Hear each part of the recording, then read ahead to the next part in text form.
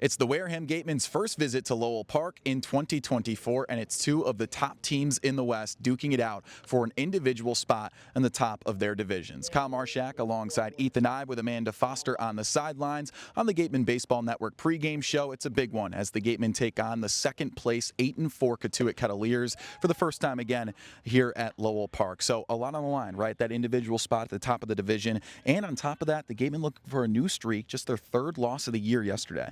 Yeah, Gatemen coming in at 9-3. They got the win for their second win of the season against Cotuit over at Spillane Field. That was a 4-2 final score, and that seems to be the trend here. You know, if the Gatemen end up faltering, which they did yesterday against Hyannis, they seem to rattle off a nice new streak. They're coming off 6 games in a row that they've won, which was the first time they've done that since 2016. So, yeah, let's hope for a new streak today, Kyle. And in these squads' first meetings in 2024, it was a 4-2 victory, so a well-pitched outing for the Gatemen at Spillane, and it was Braden Sloan who got that win. Since then, he had a rough start with Hyannis, so he's looking for a bounce-back outing.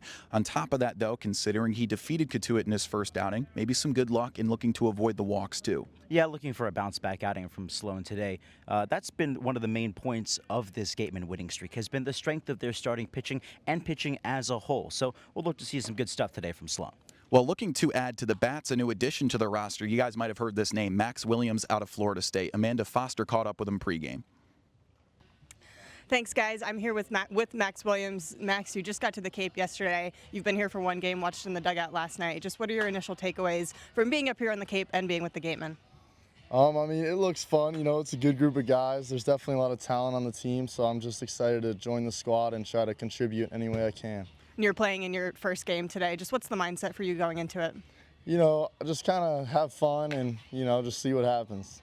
You're coming off a successful season at FSU. What went into that for you, and then how are you going to try to carry that over this summer?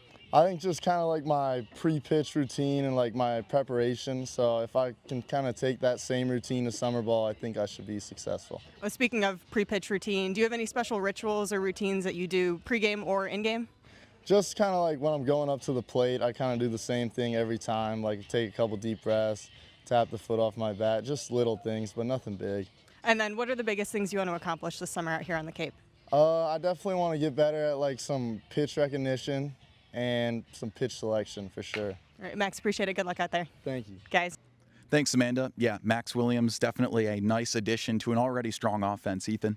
Yeah, Max Williams coming in, started his freshman year at Alabama, transferred over to the Seminoles, hit .311 this year for the Garnet and Gold, 11 bombs and 46 driven in, a team that finished just short of glory over at the College World Series in Omaha.